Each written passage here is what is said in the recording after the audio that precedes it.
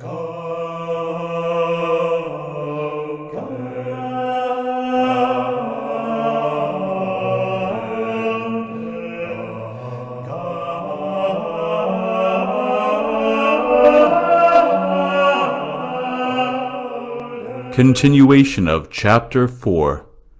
Juvenile Delinquency Engendered by Freemasonry. It is curious to observe the contradictions which result from the conduct of the Freemasons.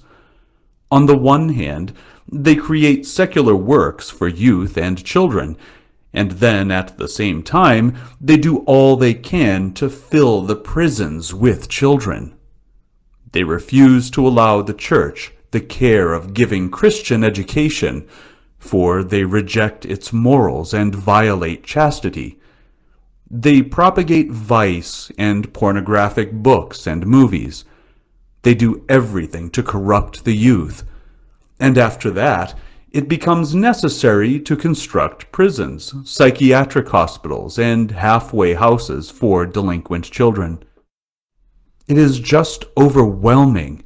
For before, these things were unknown. There were no prisons for children.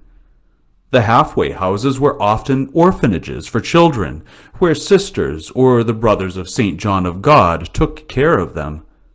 In France, for example, there are still the Sisters of Pont-Calec, to whom the police would bring children abandoned by their parents. There were still works such as these where the children were embraced by a family spirit and welcomed with affection by the sisters or brothers who took them in. Well, these congregations were persecuted, the brothers and sisters driven out. Everything was undertaken to make their works disappear, ostensibly to create secular works. The result: they have had to build prisons for children, which are in fact veritable concentration camps where all the vices prevail. Or else there are too many juvenile delinquents, and so they let them run loose. They cannot shut them all up. Thus it has come to pass that in every country we see an increase of delinquency, thefts, and drugs. Even Switzerland has not escaped these disturbances which affect the youth. One can see at Zurich and Lausanne bands of youth who steal cars, break shop-front windows to rob them, and who conduct themselves like bandits. And the police simply look on. They don't know what to do about it. They collect data, arrest a few, and question them. They put them in prison for a few days and let them go. And it goes on and on. The responsible authorities no longer know how to govern society, the moral foundations of which have all been destroyed. Everything capable of offering children and youth a stable, regular life has been suppressed.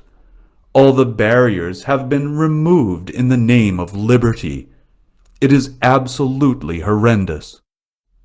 The spreading of drug use is an example. It is a frightful plague that has spread even into schools that are still Catholic. No one is able to say what must be done to stop this evil that spreads wider and wider.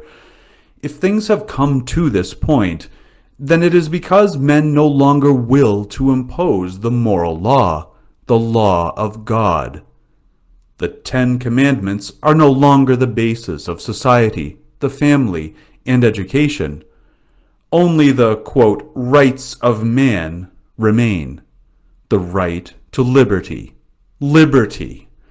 The results speak for themselves. The revolution and the thirst for change. The doctrine of the Freemasons, according to which all men are equal, inherently undermines all authority in the political organization of civil society. If such a concept were applied to the Church, its entire structure would collapse. The Church is essentially hierarchic, and authority is conferred by the higher authority.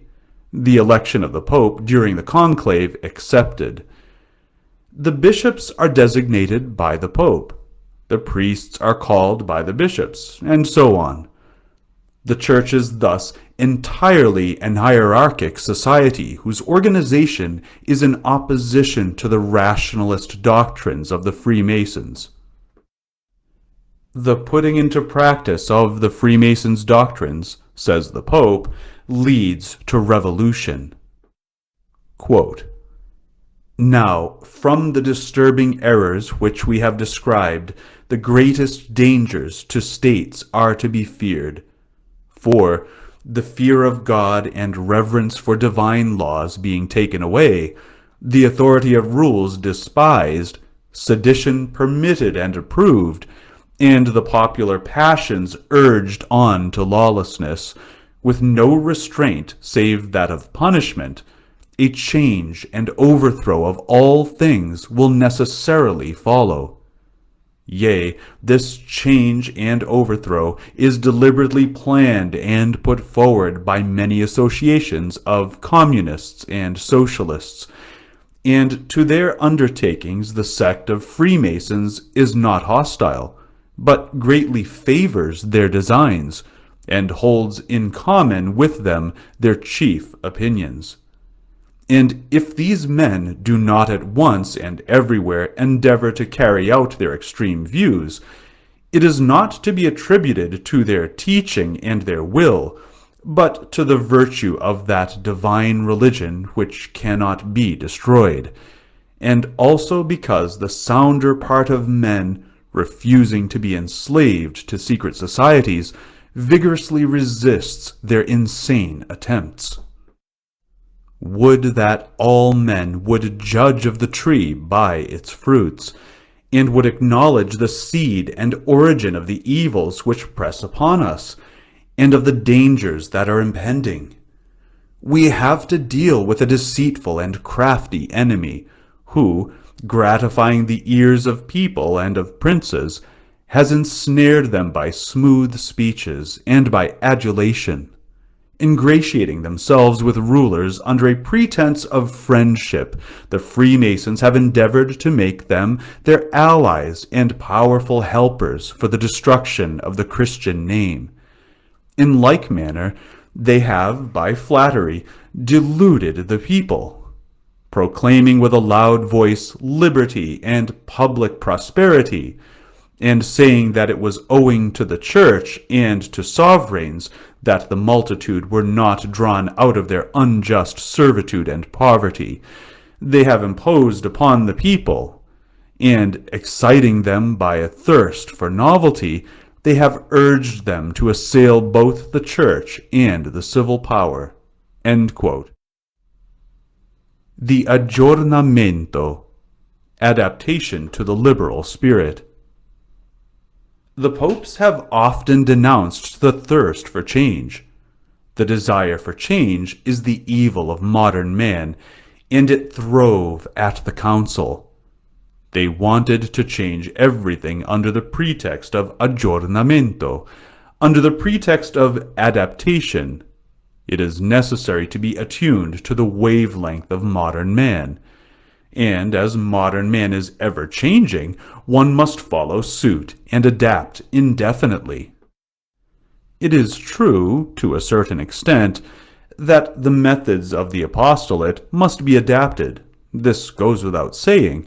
It is self-evident. Clearly, one does not preach to adults in the same way as to children. One does not address intellectuals in the same way as the common people. One adapts, evidently. This is quite natural, and there was no need to hold a council about this. But in fact, they desired to touch the untouchable. They wanted to change the very formulas by which the faith is expressed, allegedly to make it more accessible to modern man. These are ravings. The rights of man. Which man is it? For there are men, not, quote, man, separated from reality. When they speak about adapting to modern man as he is to be found in Europe, South America, China, or elsewhere, what man is meant? It doesn't make sense. Modern man is, quite simply, the man whose mind has been fashioned by Masonic doctrines, by ideas completely contrary to the Church, to the laws of nature, laws conceived by God. To pretend that the ideas and the vocabulary of this, quote, modern man can be Christianized is entirely unrealistic. It is vain to suppose that surely the, quote, rights of man can be made evangelistic, end quote. It is simply impossible, for the Masons deliberately developed them in opposition to the Ten Commandments. One never speaks of men's duties, but only their rights, in order to destroy God's law in such a way that it is no longer at the basis of society and is replaced by liberty. The rights of man, the goddess reason, adoration of human reason, this is the revolution. Man is put in God's place. How could they have imagined that they could adapt to such people? It is impossible. They wanted to adapt so much that they ended up by rationalizing the liturgy, which contained such beautiful things, so sacred, mysterious, and divine. They made of it a rationalist concoction. They debased the sacred rite of the Mass to make of it a meal. They had to democratize and abandon hierarchy. The hierarchy is gone. The priest is just the designated president, but who could also be designated by the community. It is truly frightening to consider where we have been led by this will to adapt. We cannot use the language of others, because it has a precise meaning which well expresses what they wish. One cannot use the language of Protestants or rationalists without becoming, little by little, a rationalist oneself.